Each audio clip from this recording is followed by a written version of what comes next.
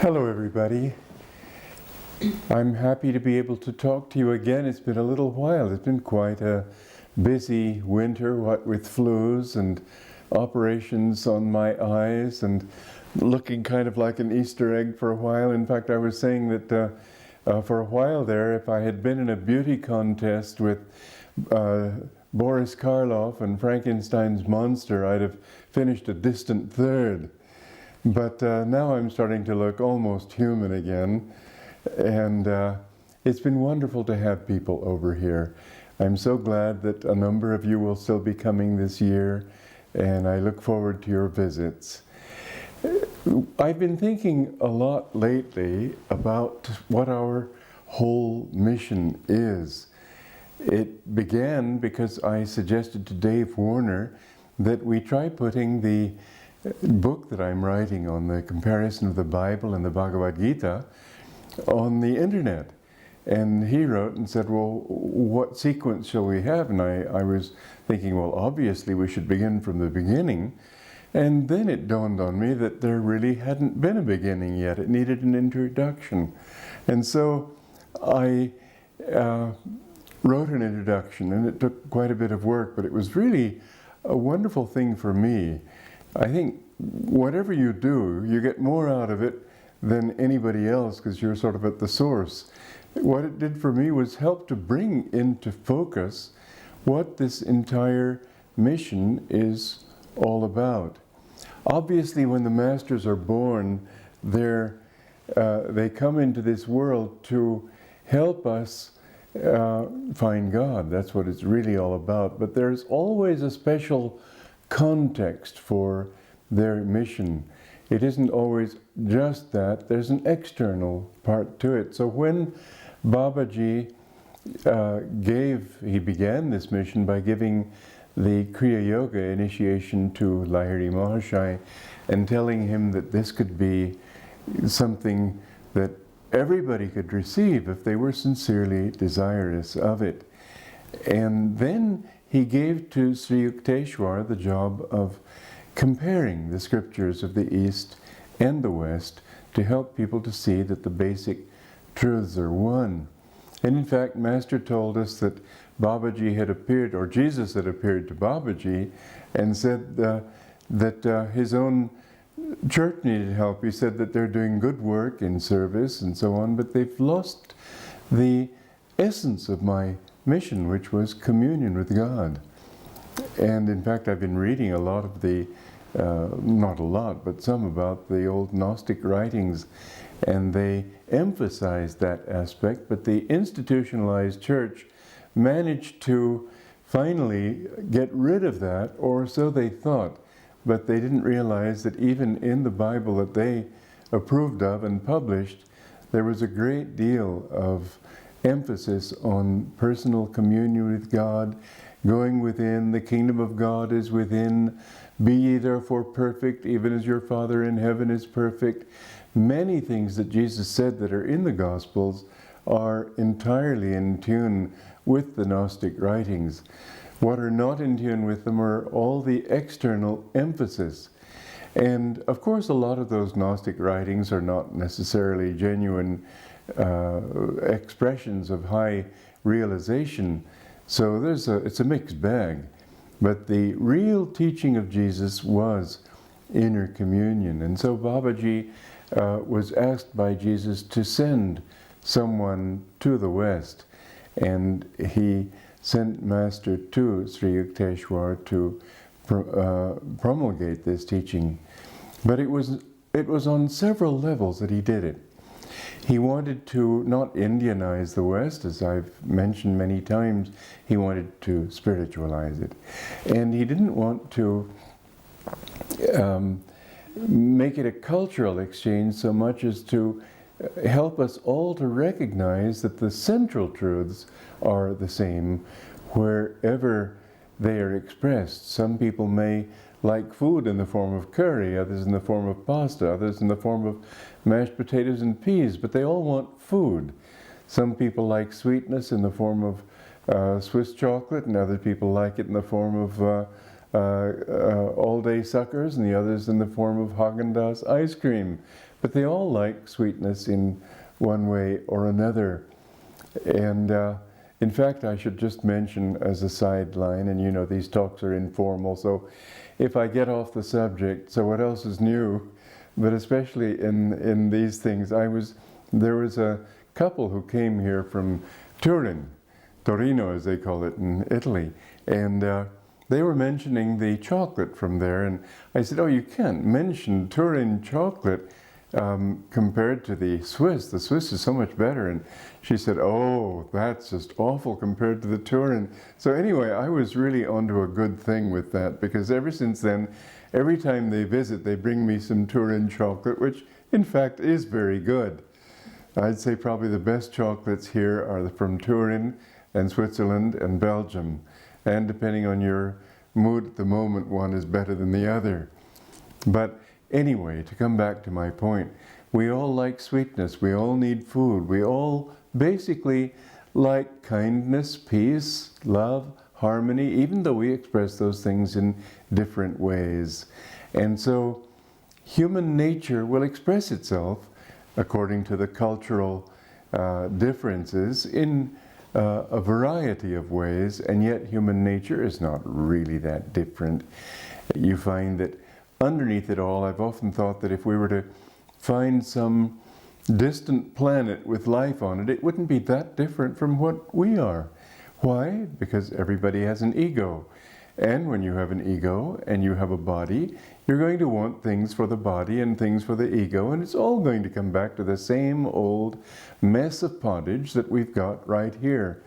I'm really convinced that there's no place in the universe that's worth bothering about, because it's always going to come right back to being stuck in a little body, like being in prison, stuck in this little ego, stuck in littleness, when the soul wants to reach out and expand. So just imagine a paradise with beautiful climate, wonderful birds everywhere, trees, lovely scenery, people all meditating and chanting to God, and all harmony, no anger, no negative emotions, no selfishness. It's still going to be limited. The very thought of going to paradise, going to a high astral planet, still seems so limiting compared to what we really want, which is omnipresence. That's what the spiritual path is all about.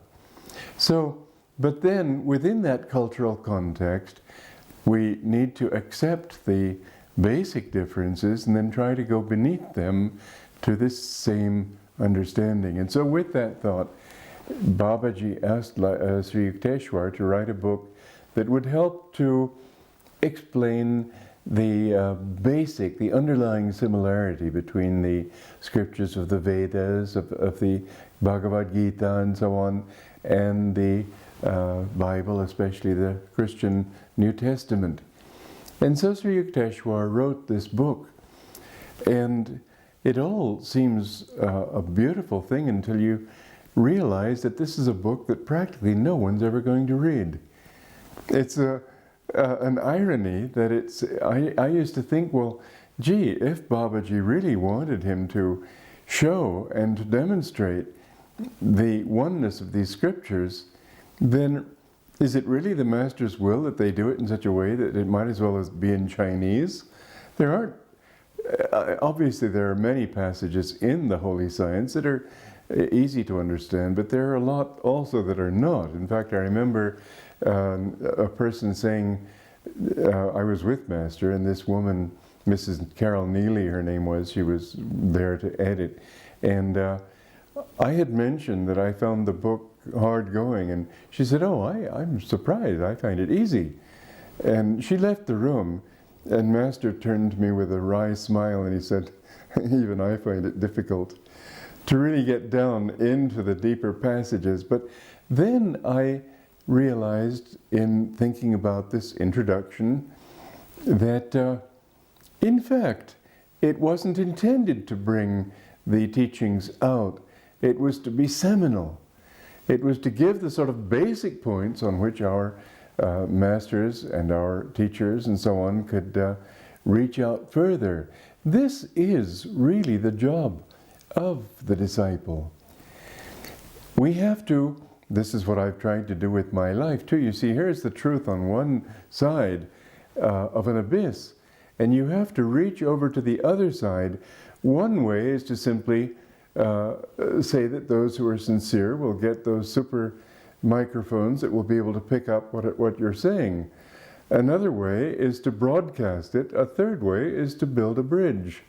And in fact, what I've always seen in Master's writing, and even more in mine, because I'm even more coming down to the level where people are, you always have to sort of reach out to that level that you feel to talk to. Master was on a higher level and didn't feel to really explain things carefully. And in this respect, I think I've been helped in having been very full of doubts. I had lots, any question, any doubt that anybody could have, I'm sure I beat him to it. I'm sure I've had it. And so I can sort of put myself in the shoes of people who have all these questions and wondering, yes, but on the other hand, you know, that kind of intellectual doubts. Well, it's been good for me for two reasons. One is that I've overcome it. I don't have any of that now.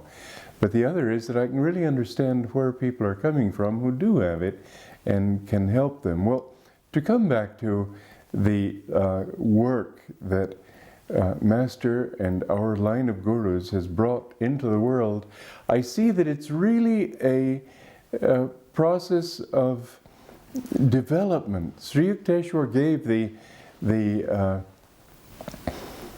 the seed. It was seminal. Then Master took that and explained it in greater depth.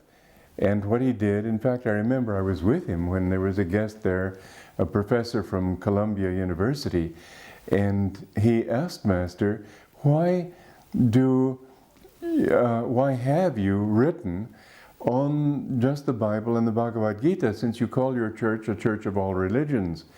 And Master's answer was very simple. He said, that was what Babaji wanted.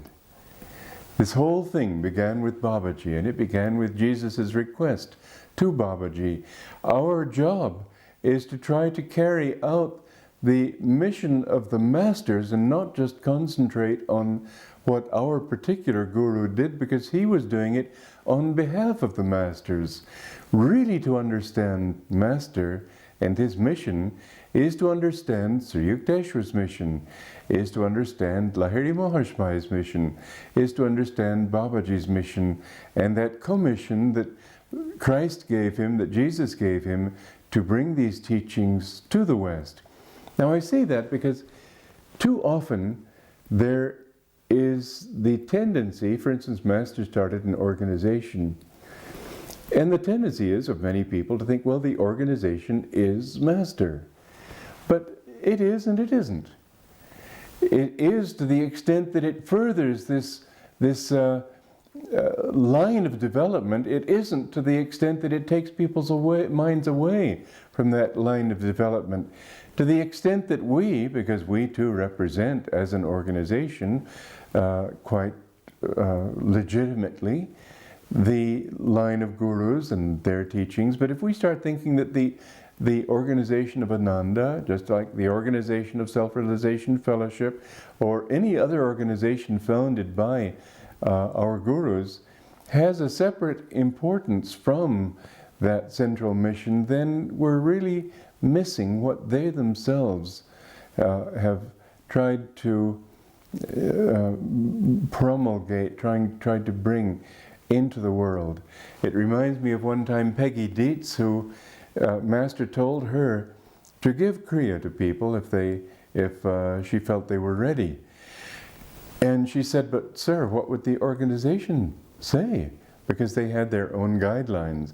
And he looked at her, he said, whom are you following, me or the organization? He drew a distinction between the two, because the organization was only one expression of what he was doing. It was not the final word. It was an important word, yes. Final word, no. He did not come to, as some people in SRF have said, that he came to start a monastery. Well, that's not all he came to do. He came to bring a teaching. He came to bring a teaching that would be for everybody. He came above all, of course, to bring Kriya Yoga. But he came also to show the underlying unity of the Bible and the Bhagavad Gita, and through that, to show the unity of all religions. I used to wonder, well, why didn't he do what Swami Shivananda did, what Satchidananda did, what others have done also, in the name of teaching the oneness of religion, giving quotes from many religions. And I realized that that just becomes sort of a museum. It's too intellectual. You look at these different displays and you finally agree, well, yeah, I guess they said the same thing, and I guess he said the same thing, and it's all on this level. What you really need is to get beyond this level into a realization that there's an underlying truth. When you get to that, it doesn't really matter whether Lao Tse said it, or Buddha said it, or anyone else said it. It's the truth. It's convincing enough when you see that two of the greatest scriptures both said this. From there you can easily understand that the message is that the truth is inside, not outside.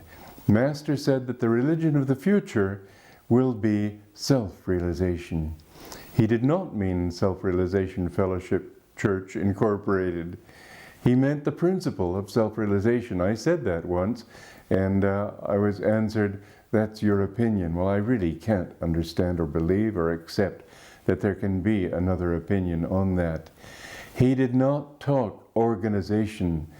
He talked non-sectarian truths. And that, I think, is Ananda's particular role, because there's so often been a tendency to think in terms of just the organization as Master's body, you might say, just as the Christians say that the church is Christ's body. I said to the local bishop here, I'm a Christian. He said, no, you're not. I said, well, it's for me to decide if I'm a Christian or not. He said, no, it isn't. I said, well, you tell me what you think a Christian is. He said, well, a Christian is somebody who accepts Jesus Christ as his only Savior and goes to confession and goes to Mass. Well, I go to Mass because I go inwardly into communion with God. To me, that's Mass. Inner communion is what communion is really all about. And I go to confession because I offer myself openly to God and say, here I am. I'm not trying to hide anything, and you show me what you want. But I remember I was in a church school, and it was an Episcopalian school. It was run by monks, though, in the Episcopalian church.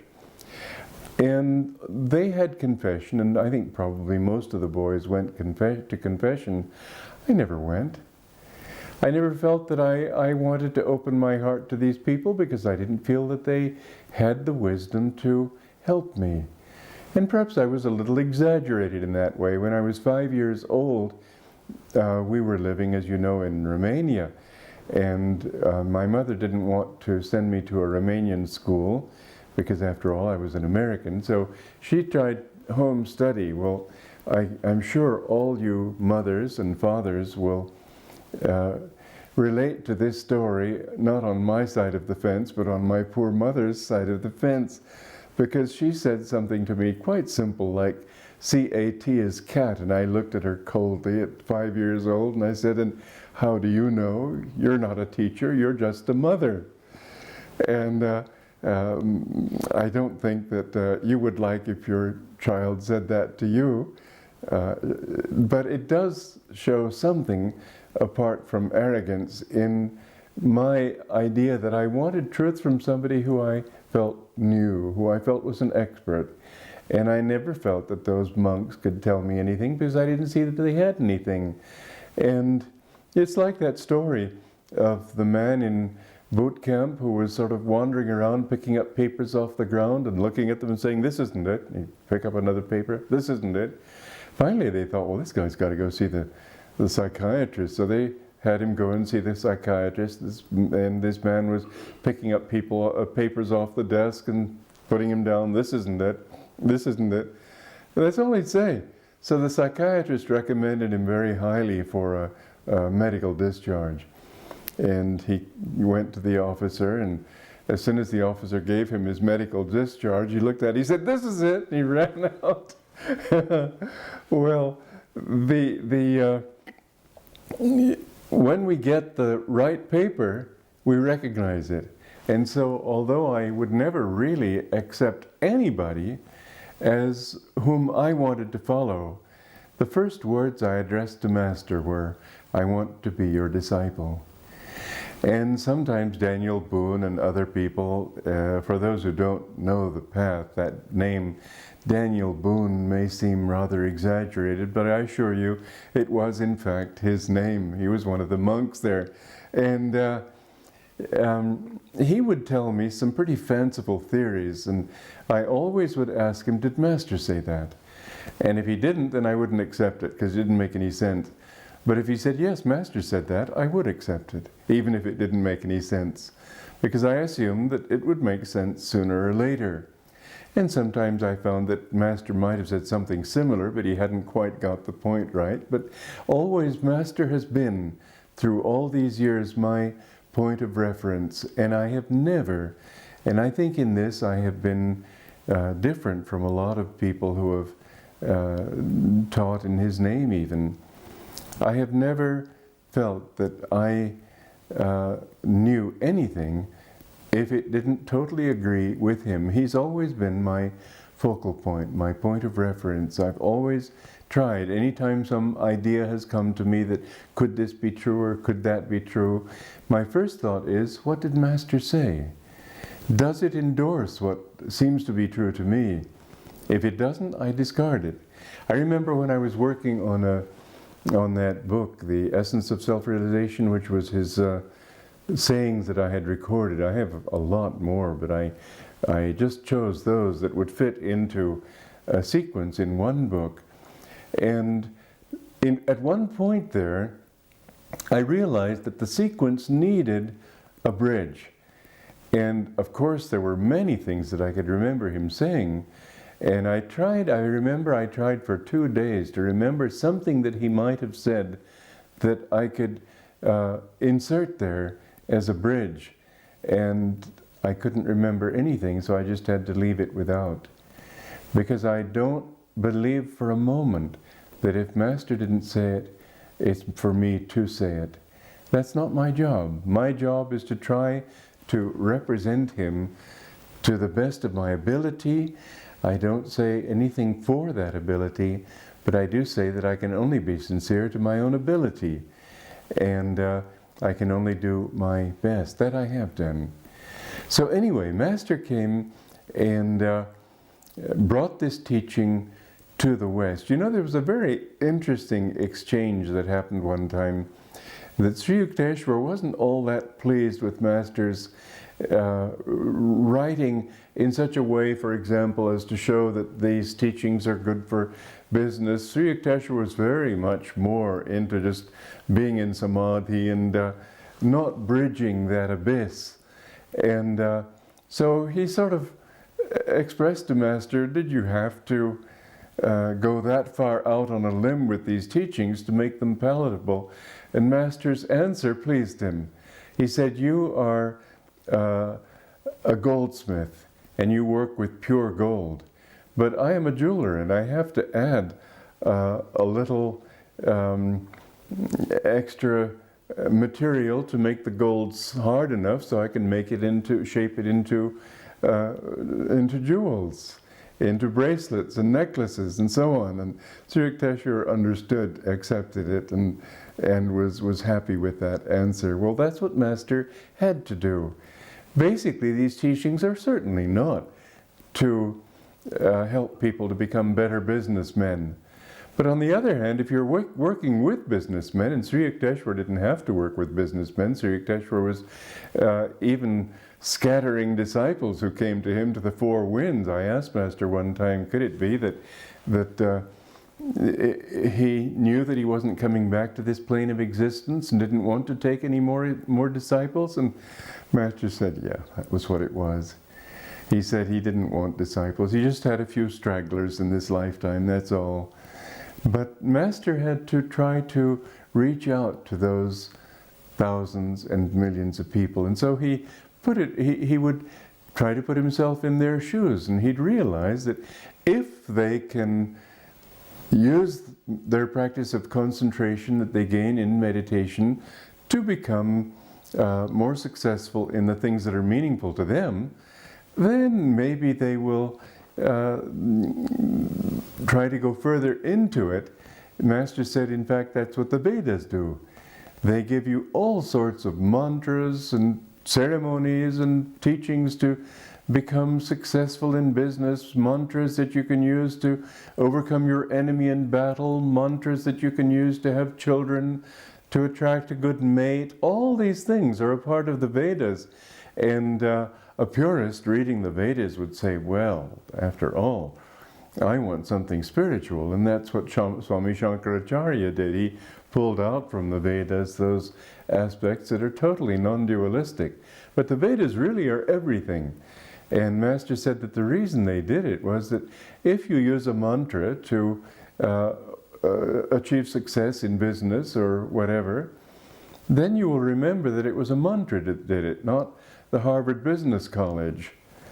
And so you begin to think in terms of mantra, and you begin to think in terms of mental power. And as you think of mental power, it begins to make you think of going into that sort of factory of the mind which is in your soul. And so bit by bit, many people who began, I remember a woman who came to my class in Sacramento, and she just took the yoga classes. This was back in the 60s, the yoga postures classes. And then when I gave the series again, she took the next series, in the first part of the evening I would give the yoga postures, and then I'd have a break, and then we'd have the techniques on Raja Yoga and meditation.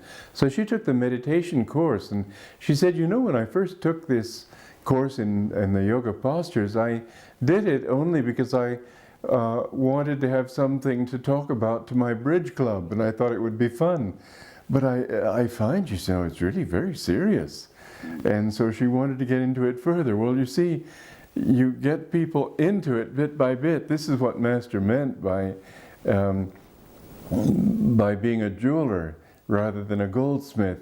And we've got to bring this teaching out further to people. So my responsibility, you know, when Master told me, and it's curious because I've always believed that he wanted me to start communities. For one thing, when he gave that talk in Beverly Hills, and it was the strongest talk I've ever heard in my life, and he was saying, go north, south, east, west, everywhere. Thousands of youths should take this teaching out to start self-sustaining world brotherhood colonies, and with so much power he spoke. And I was one of hundreds there.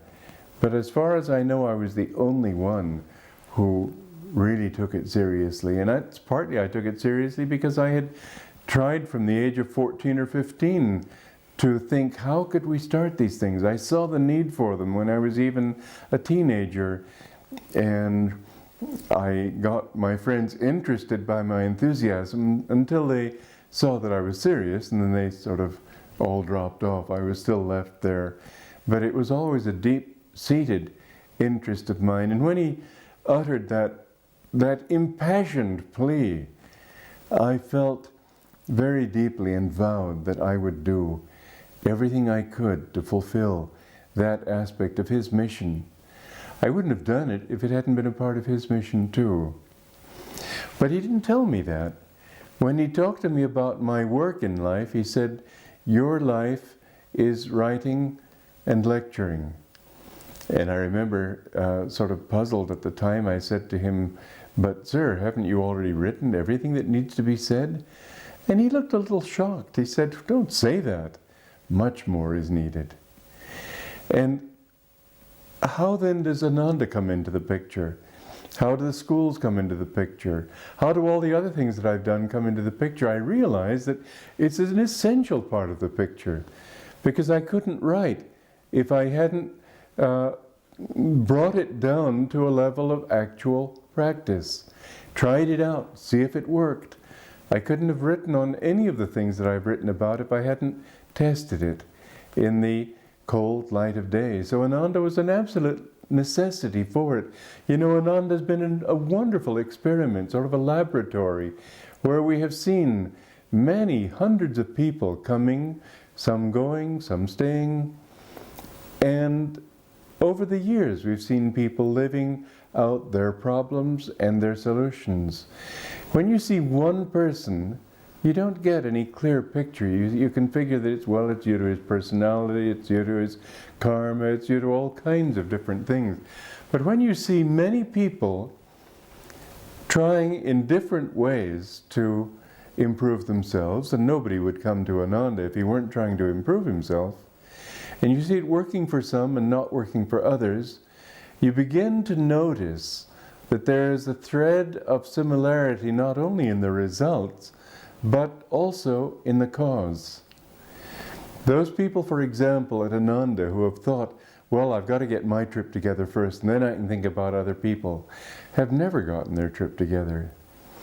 Those people who have thought in terms of their problems still have the same problems years later. Those people who think in terms of, well, I've got to find my happiness and then I can help other people to find happiness, because if I'm not happy, what have I got to give anybody else, are not happy 10, 20, 30 years later. And again, the other side of the picture is those people who think in terms of how can I help other people? What are the solutions, instead of dwelling on the problems? When they see that other people aren't doing right, or when they feel that they're not being treated right, instead of sitting there and brooding about it, they say, well, after all, that's their problem if they're not treating me right, but my problem is, how do I take it? And they decide that they are happier if they respond in a charitable, supportive way. And why not be happy? Why allow yourself to fall into negativity? Why allow yourself to fall into resentment and bitterness and all those things? You're the one who suffers. They may not even know that you're feeling that way. But the point is that even if they are, and I've always felt that you need to take any kind of thought that you've got and take it to its final limit so you can see it clearly. So ask yourself this question. This is the sort of way I've approached these things. What if they are right? What if they really are prejudiced against you, biased against you, trying to keep you out of things so that you can't get a proper position in your work, don't appreciate you, all the thoughts that come to people? Finally speaking, the question arises, am I going to let them determine how happy I am? No. What does it matter what they think? That's their delusion, their problem. I choose to be happy. I choose to be kind. I choose to forgive. I choose to love. I've been, as you know, persecuted by my Guru Bhais, who somehow feel that they've called me Judas and all these things. They're the ones who are Judas. They betrayed me. I didn't betray them. Well, that's another story. But the point is, I just don't want to be under the thumb of their opinions. I know my Guru, I know my relationship to him, and I know that basically they are good people, and so why should I sit here grumbling about how bad they are just because they don't treat me the way I think I ought to be treated? Maybe I need it, maybe it's some of my karma. The point is that when we look at the people at Ananda who have decided that they are going to be positive, they're going to be loving and outgoing and forget themselves. This seems to be the final test of all. People who think in terms of themselves, they're always going to suffer in one way or another. People who don't think about themselves are always happy. And you'll see again and again, and that's why I say that Ananda has been such a wonderful laboratory, because you can see these human specimens, not in test tubes, but living it all out. and some of them are rising, and some of them are sort of grumbling along and bumping along, and other people are falling into ditches. And it all comes back to the same basic principles. Every one of those people, they come back to certain principles which, if they've tuned into well, nothing seems to faze them. They get stronger and stronger. If they tune into they sort of bump along, and sometimes they're up and sometimes they're down. If they tune into it, or if they're not in tune with it and fall out of tune with it, then they just sort of fall into a ditch, and they just become negative and full of anger and all the things that some people fall into. Now mind you, even those people are good people, because they wouldn't have started this path if they weren't good. They wouldn't be wanting God if they didn't want to do something with their lives. They're fed up with just worldly lives. They're not bad people, but they've gotten off the track because they didn't get the right attitudes. I'm not going to be pointing the finger at anybody. I'm going to say that in myself and you, in yourself, we have to decide what will work best for us. Now, in my opinion, I think what works best for me is when I'm happy. And I'm happy when I'm not thinking about myself. I'm happy when I'm thinking about how can I help other people. I'm not happy when I think what's in it for me. When I'm thinking how can I help other people, then I am happy. How can I be, above all, a channel for other people? Because you know, there's also a trap you can fall into, a do-gooder kind of thing, where I want to do this for you, I want to help people, get the ego out of it altogether. Let God be the one who is doing it through you, but offer yourself up to Him, not passively saying, well, God, you tell me when you want to do it and I'll do it, until then I won't do anything.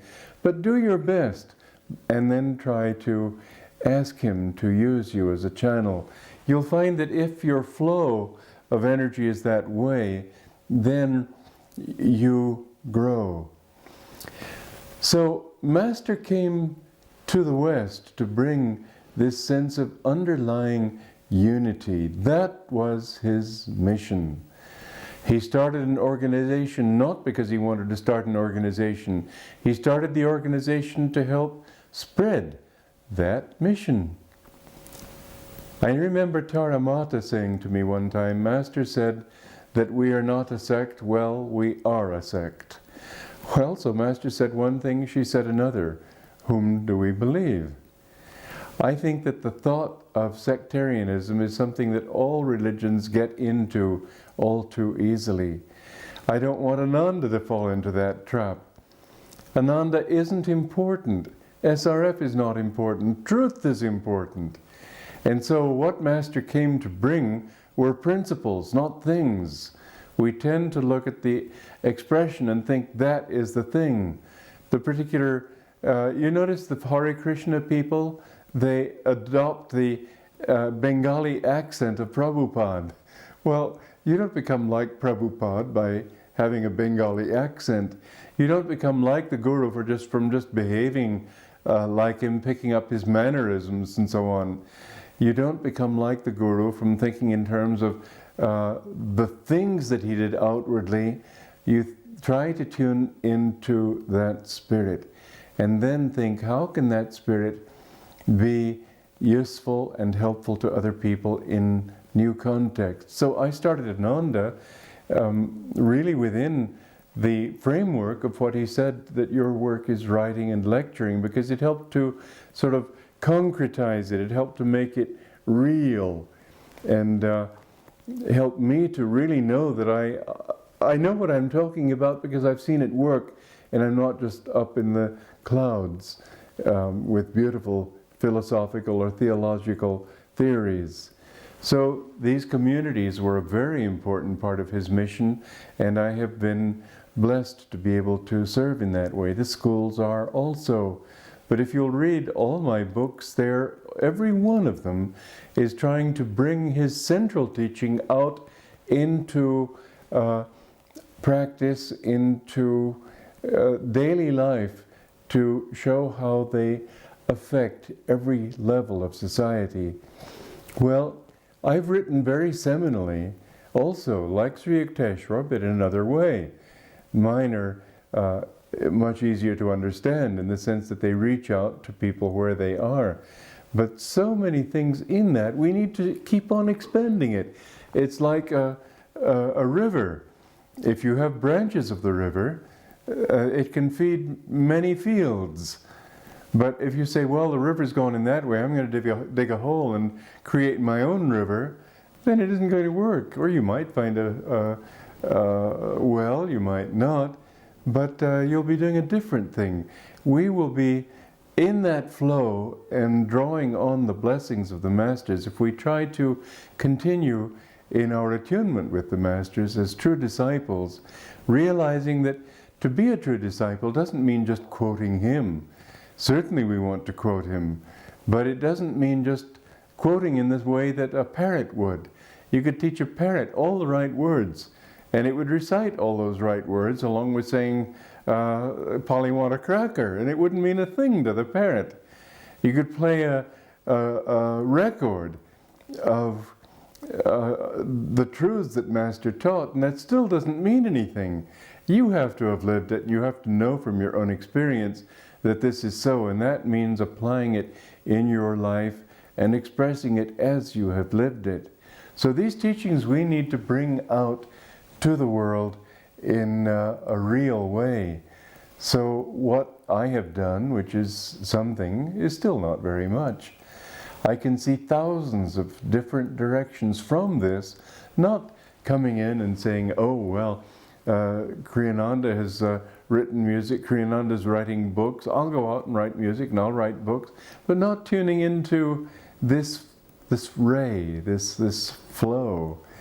Discipleship means tuning into that flow and then carrying it out further.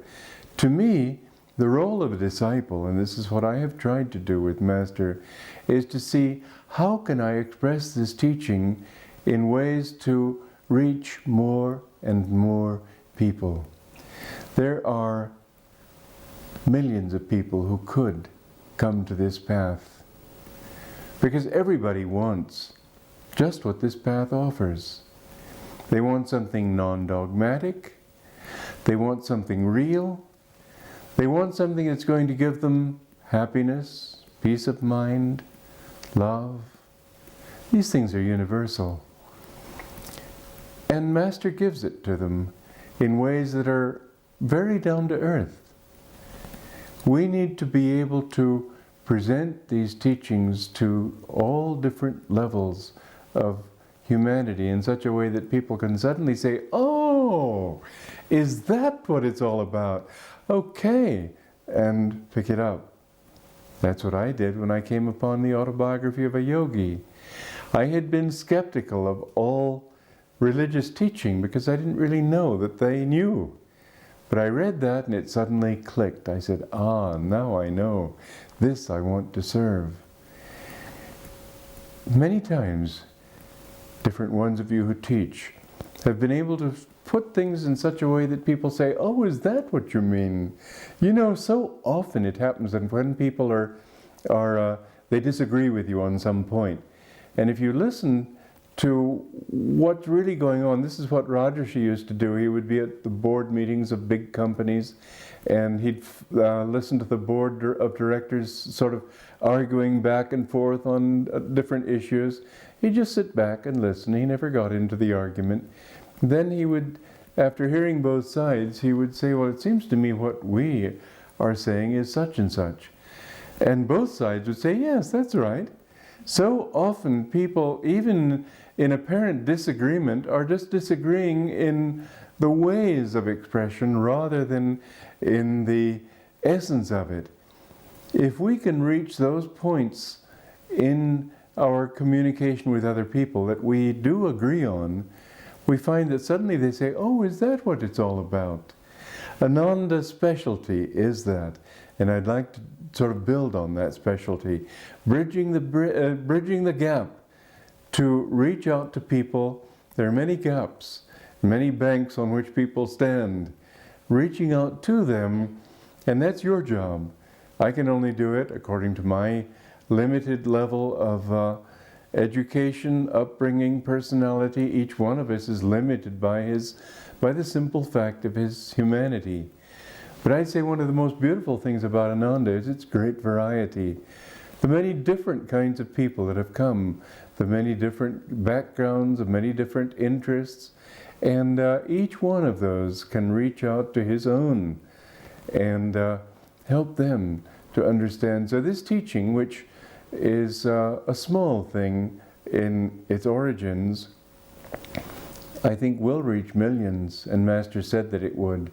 In Benares, when I saw first the balcony on which Lahiri Mahashai taught the Bhagavad Gita, you'd think that there would be thousands listening.